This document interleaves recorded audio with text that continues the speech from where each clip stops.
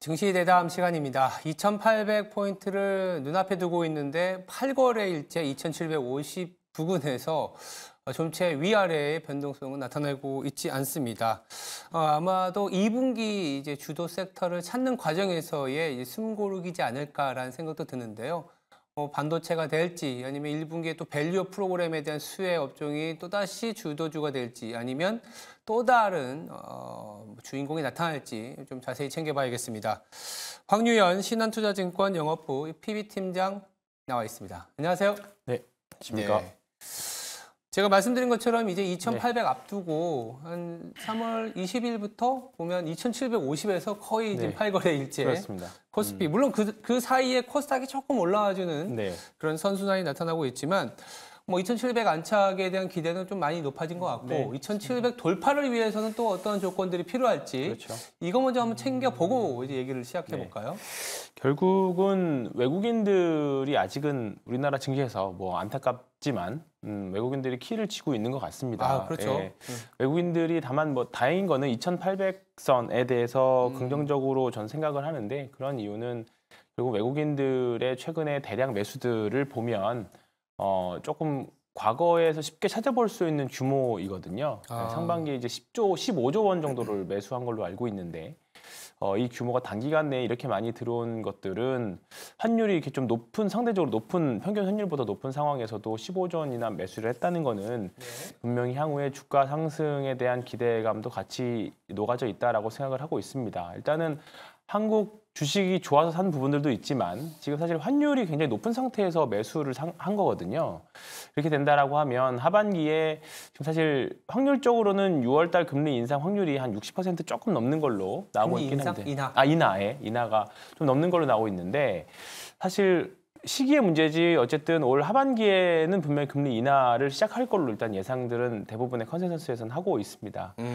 이렇게 된다라고 하면 하반기 가서 환율도 조금 어느 정도 지금보다는 내려가고 그다음에 우리나라 반도체를 필두로 한 기업들의 영업이익이나 이런 부분들이 분명히 조금 더 지금보다는 좋아질 수 있을 걸로 판단이 됩니다. 그렇다 보니까 외국인들이 그렇게 매수를 하지 않았나 이렇게 생각을 하고 있고요.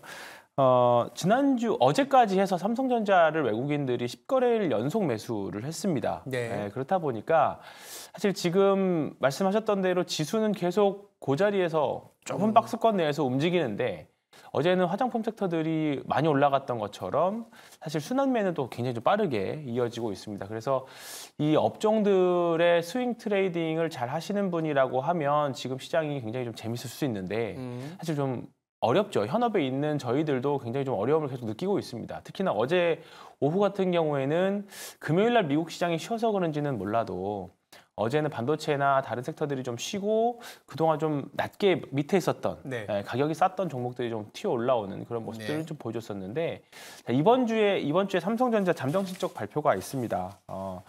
일단은 실적이 어떻게 나오느냐에 따라서 조금 갈리긴 하겠습니다만 이제 경험이 많으신 분들은 삼성전자 잠정 실적 나오면 일단은 빠진다. 약간의 뭐 그렇죠. 숨고르기가 분명히 나온다. 그렇게 말씀을 하시는데 오늘 내일 삼성전자가 좀 주가가 올라가게 되면 뭐 아마 이제 그런 이제 부분들에 대한 선반영 때문에 주가가 칠 확률이 좀 높아지지 않겠느냐. 그리고 4월 셋째 주 지나서 이제 삼성전자가 제대로 된 실적 발표와 가이던스를 제시하면 분명히 아마 올해 가이던스는 좋게 제시할 겁니다. 하반기까지부터는 하반기까지는 그렇기 때문에 조금 뭐 4월 달에 4월 초에 좀 재미가 없고 지수 사실 코스피 지수로만 놓고 보면 정말 재미없거든요.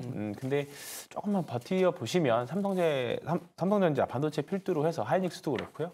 좀 재미있는 흐름은 한 번 더 나올 거라고 보고 있고요.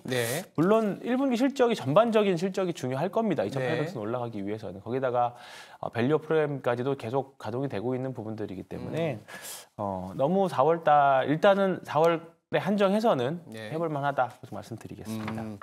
뭐 해볼만하다 막 이런 말씀도 주셨고 그렇다면 지수는 해볼만하니까 어떤 업종, 어떤 종목으로 해야 될지 얘기를 좀 나눠볼 텐데 말씀 중에 이제 삼성전자 가이던스 이제 이번 주 금요일에 이제 발표가 될 것 같고 외국인들이 삼성전자를 10거래일 연속 샀다라는 얘기도 하셨습니다.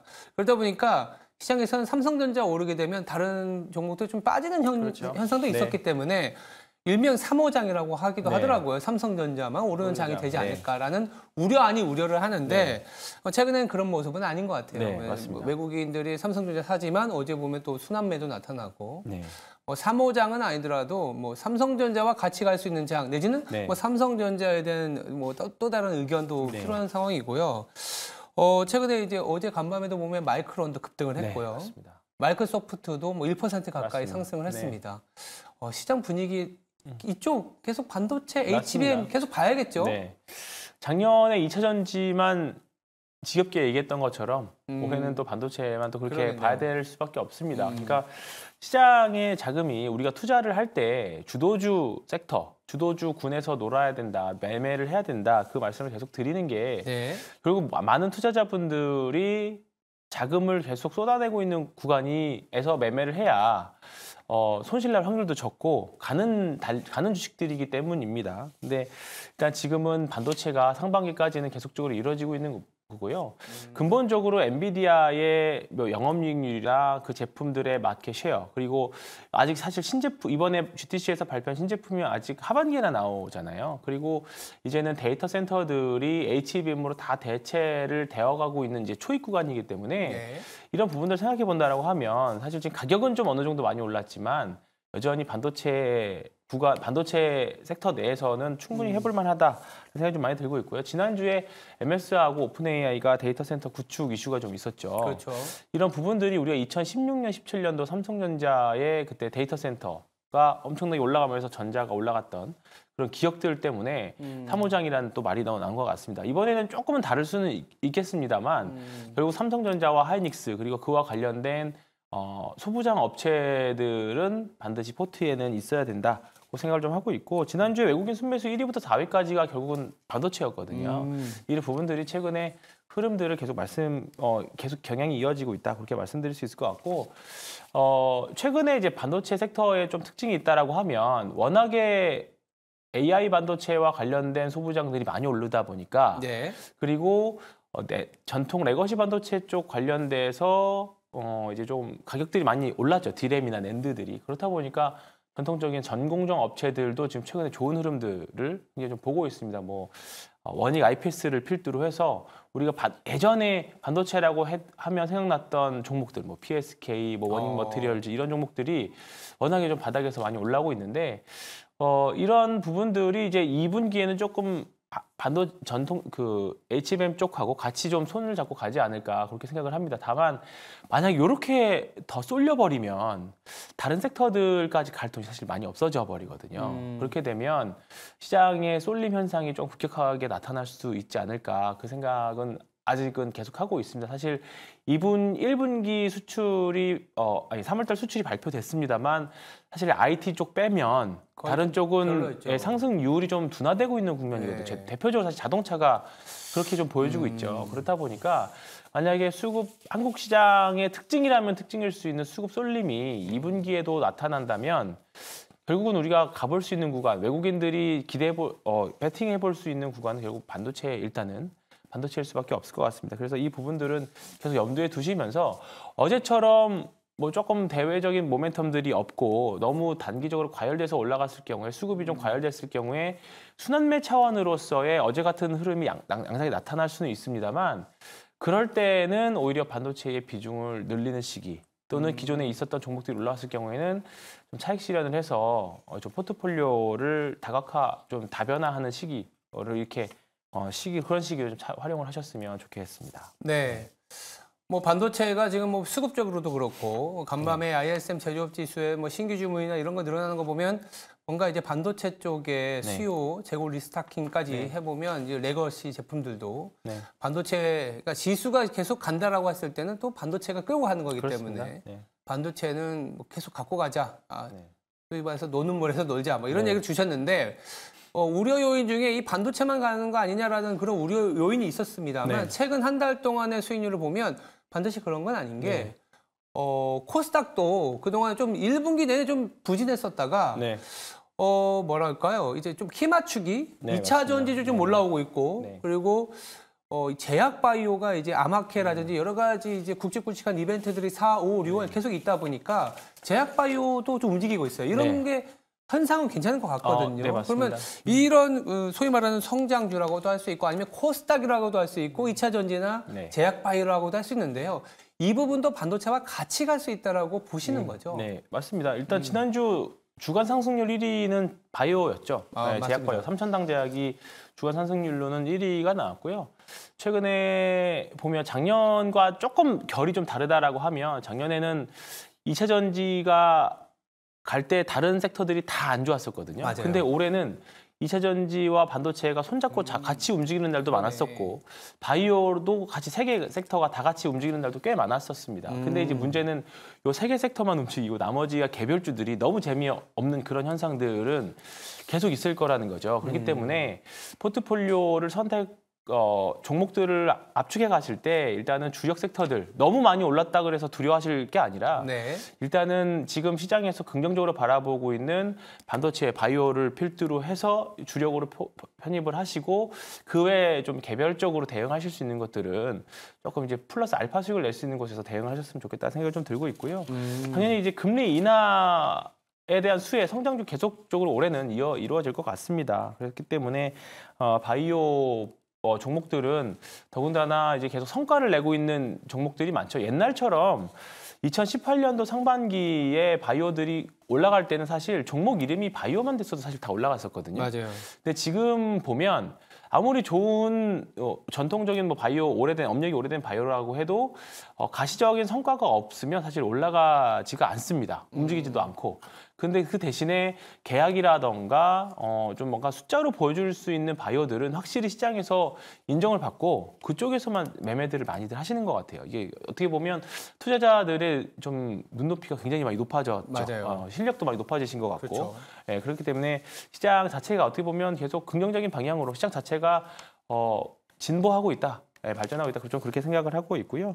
그리고 이제 밸류 프로그램 조금 아쉽지만 지금은 좀 아쉽지만 5월 달에 가서 한번 2차 정책들 좀 기대해 보는 부분들은 사실 올 한 해 계속 스케줄들이 쫙 있기 때문에 아직까지는 답답하실 수도 있습니다. 상대적으로. 근데 조금은 일부 편입은 여전히 가지고 가셔야 된다. 이렇게 말씀드리겠습니다. 알겠습니다. 이렇게 워낙 전체적인 경기가 돌고 우리나라의 소위 말하는 펀더멘털이 돌다 보니까 정확한 포인트를 짚어주신 것 같아요. 네. 작년에는 2차 전지만 갔다. 네. 그렇지만 지금은 반도체 보면 바이오 하다못해 2차 전지도 가고 있고 네. 밸류 프로그램과 관련된 확산되고 있는데 또 다른 주도주는 사실 작년에 2차 전지만 갔을 때도요. 소리 소문 없이 계속 가고 있었던 섹터가 있습니다. 네. 지금도 가고 있는데 전력기기인데 맞습니다. 그러니까 미국이 워낙 좋다 보니까 낙후되어 있던 전력 인프라에 대한 수요도 있는 상황에서 최근에 또 AI에 대한 전력 인프라 맞습니다. 네. 그리고 더 나아가서는 미국에서 바이든 대통령이 될지 트럼프 전 대통령이 될지 어쨌든 전력 인프라에 대한 소위 말하는 정책은 또 유효한다 이런 얘기이기 때문에 주가를 보면요. 지금이라도 들어가야 되나 하다가 그때라도 들어갈 걸. 네. 그때라도 들어갈 걸 한 섹터가 이 전력기기, 전력 인프라 쪽이거든요. 네. 팀장님이 지금이라도 들어가야 된다고 생각하시는 지금 전력 인프라를 보면서 지금 저거 어떻게 들어가겠어라고 생각하시는 분들도 꽤 계시거든요. 네. 그 코로나 때 저점이 한 5천 원이 좀 안 됐었거든요. HD 현대일렉트릭이. 네. 근데 지금 18만 원이니까 18만 원, 네. 네. 사실 40배, 50배 조금 있으면 이제 맞습니다. 50배가 나올 것 같은데. 사실 작년까지만 하더라도 사실은 이제 전력 변압기 이제 교체 수요들이었죠. 그렇죠, 맞아요. 예. 미국의 워낙에 전력 변압기들이 오래됐었고 낙후됐고 신규 플레이어들이 이제 진입할 수 없는 사업이기도 하고 더군다나 이제 유럽도 있었고 올해 좀 사실 생각했던 거는 중동 쪽으로 수주가 나와서 추가적인 좀 이제 주가 탄력이 있을 거다 그렇게 전망들을 많이 했었는데 2월 달, 3월 달 오면서부터 이제 HBM, 이제 AI를 쓰려면 맞아요. 워낙에 전력을 많이 필요해서 전력 기기 변압기들이 많이 필요할 거다. 그 이슈가 사실 이제 조금 같이 더 플러스 알파로 밸류에이션을 확장할 수 있는 요소가 된 거죠. 어떻게 보면 반도체 산업에서 파생된 낙수 효과를 사실 보고 있는 대표적인 업종 중에 하나입니다. 맞아요. 이제 문제는 내용들은 이제 많이들 아실 거고 지금 과연 더 사도 되느냐 대한 고민이실 건데 지난주 금요일 날 3월 마지막 날이죠. 이제 분기 마지막 날이어서 그런지는 몰라도 워낙에 좀 변동성들을 많이 보여줬었습니다. 많이 보여줬었는데 쭉 보면 사실 어제도 그렇고 HD 현대일렉트릭 같은 경우에는 대장 뭐 주가 상승률을 떠나서 일단은 시장에서 전력기기 대장은 HD 현대일렉트릭이 보여주고 있는데요. 아직까지는 추세의 훼손을 보여주는 흐름은 사실 안 나오고 있습니다. 네, 가격은 많이 올랐습니다만 네. 이제 지금부터는 사실 경험이나 그다음에 추세 추종의 끝이 어떻게 끝나는지 이제 그림들을 좀 봐야 돼, 이제 과거 데이터들을 좀 봐야 되는데 대부분 보면 이제 그 상승 속도가 가속도가 붙으면서 각도가 이제 가팔라진다거나 아니면 거래량이 조금 평소에 볼 수 없었던 평균 거래량이 2배, 3배 이상 나온다거나 이제 그런 모습들이 좀 보여줘야 되는데 아직까지는 팔려고 하는 사람들이 별로 없는 것 같습니다. 그러니까 뭐 지금은 가격 조정이나 기간 조정은 좀 있을 수 있긴 합니다만 아직 추세의 끝을 바라보기에는 아직은 조금 더 여력이 있다. 그런 관점으로 보면 지금 사도 됩니다. 지금 사도 된다. 네, 사도 된다라고 말씀드리겠는데 다만 10만 원대에서 사신 분하고 네. 지금 사신 분들하고는 네. 주가 흐름에 따라서는 분명히 대응 전략을 분명히 달라야 됩니다. 그렇죠. 네. 왜냐하면 지금부터 사게 되면 만약에 지금 샀는데 추세가 더 이어질 줄 알고 샀는데 지금 주가가 조금 훼손이 된다라고 하면 리스크 관리 차원에서 분명히 줄이셔야 될 거고요. 밑에 사신 분들은 당연히 여기서 주가가 한 5% 정도 밀린다고 하더라도 전체 자산에서 크게 영향이 미치지는 없을 겁니다. 근데 지금 만약에 위에서 높은 비중으로 들어가신 분들이 뭐 조금만 주가 조정이 나온다면 전체 잔고에서의 그 손실이 로스가 좀 크실 거기 때문에 리스크 관리 방법은 분명히 달라야 될 거라고 봅니다. 근데 다만 뭐 우리가 현대 일렉트릭 같은 경우에도 10만 원대도 비싸다, 12만 원대도 비싸다, 너무 높아서 어떻게 사냐 그 말씀을 했는데 사실 지금까지 온 거거든요.